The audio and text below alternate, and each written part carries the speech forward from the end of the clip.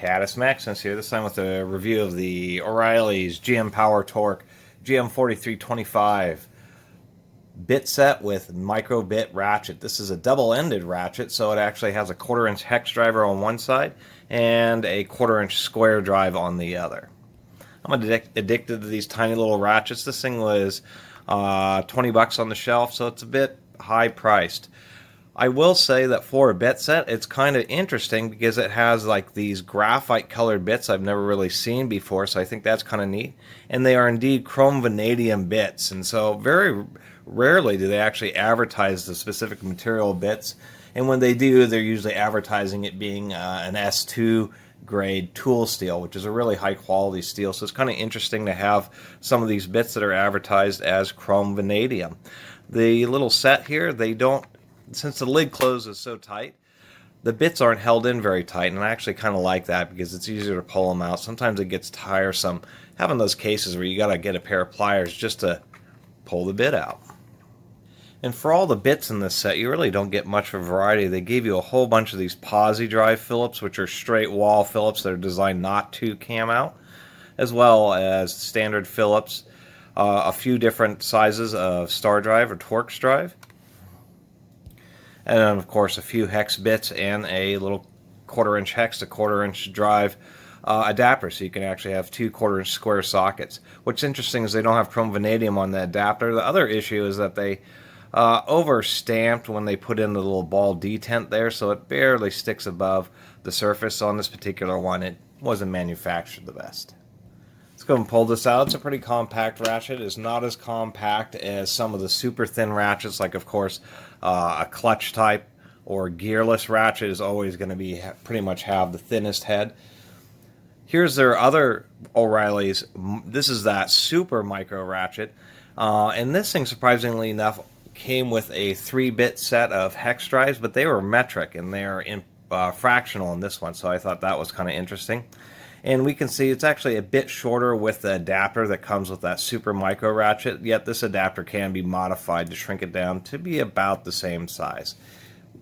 This thing is, the same height, not head diameter. The head diameter of this ratchet, we should put that way, is pretty big. The head diameter of this is 10 millimeters. The head diameter of this one here is about 13 millimeters. It is quick release. It does hold on pretty decent. It almost sounds like, I don't know if you can hear that, but it feels like it's a twin pawl design. This is definitely a fine tooth ratchet. It feels like a 72 tooth. It's certainly finer than this little micro ratchet, and it is indeed finer than the little Titan offset 1/4-inch micro ratchet that they also have on the shelf. The head is thinner than the Titan, but the Titan is actually quite a bit stronger. The ratchet mechanism on this Titan really is pretty nice, and it is even traditionally rebuildable with just a couple of screws. Surprisingly enough, when I got this, it had a couple little issues, like there was a burr, and I just worked it in, and it seems to work just fine now. Pretty decent reversing lever. Haven't had any issues with it self-reversing, and I do like that. It's for the same ratchet mechanism on the other side, except for, interestingly, they decided to flip it over. Instead of having both sides come out, or both anvils come out the same side, they have them coming out opposite sides. And I think that's just, I assume, just to give you a little bit more underclearance when you're using this. So I really bought this as the 1/4-inch ratchet, 1/4-inch square drive, as a compact straight handle ratchet to go along with this Titan here.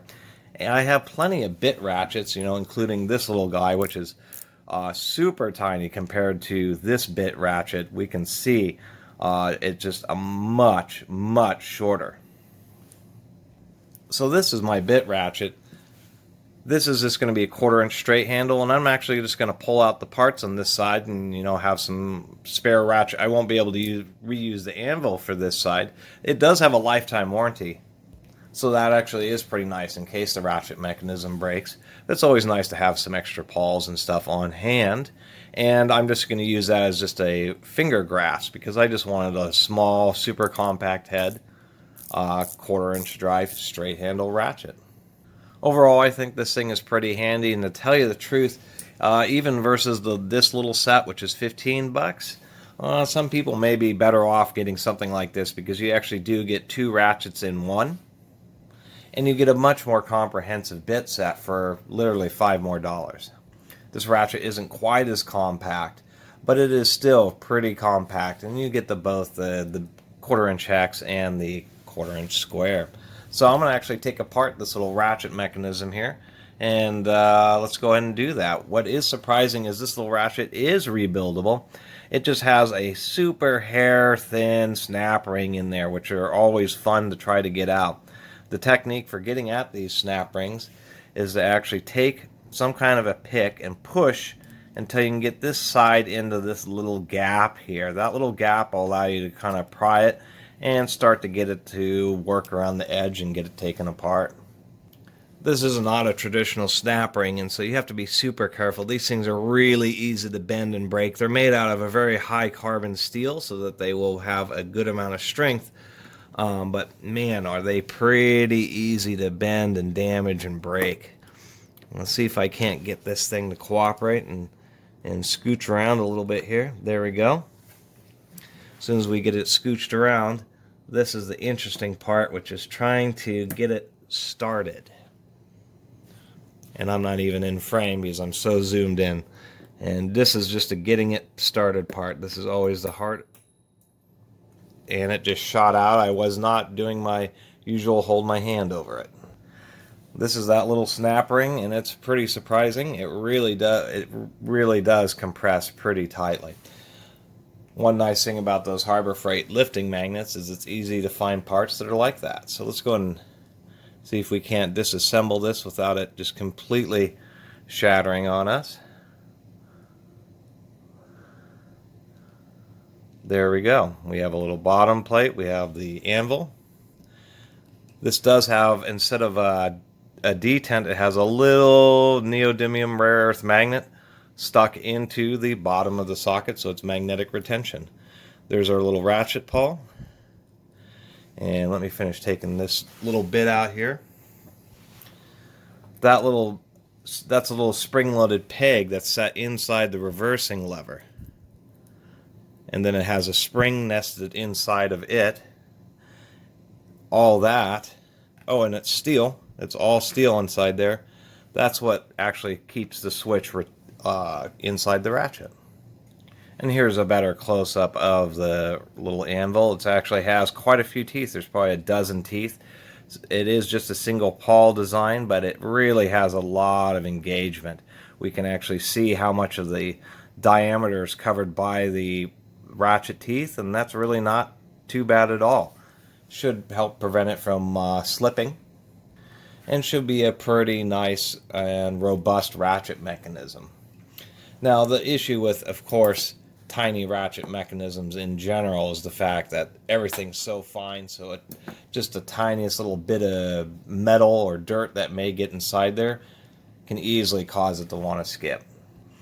If you have any issues with super fine tooth or super tiny ratchets like these, the first thing to really do is just disassemble them and really give them a good cleaning. And yes, out of curiosity, I decided to see if you could reverse the anvil, and you actually can. That's pretty neat. They made the switches on the same side as the anvil, but if you want, you can customize the ratchet so both anvils point out the same side. Or it also gives you the option to be able to, and I believe that will also work on this side, is to be able to flip the anvil around in case you want a situation where you just want a totally smooth, flat top on the ratchet, and then just have the switch on the bottom. Always kind of neat to find that out when you can customize a tool that way. Anyway, I think this is a great little ratchet.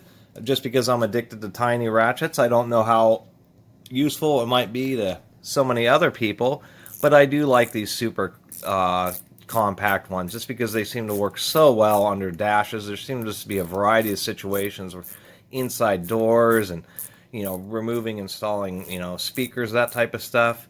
All sorts of little equipment and electronic repair where these little ratchets always seem to come in handy. Anyway, sorry for the long-winded review, but I really thought this thing was neat and I've been eyeing it for a while. I really appreciate everybody watching and subscribing, and if you haven't subscribed, please do. Until next time, Catus Maximus out.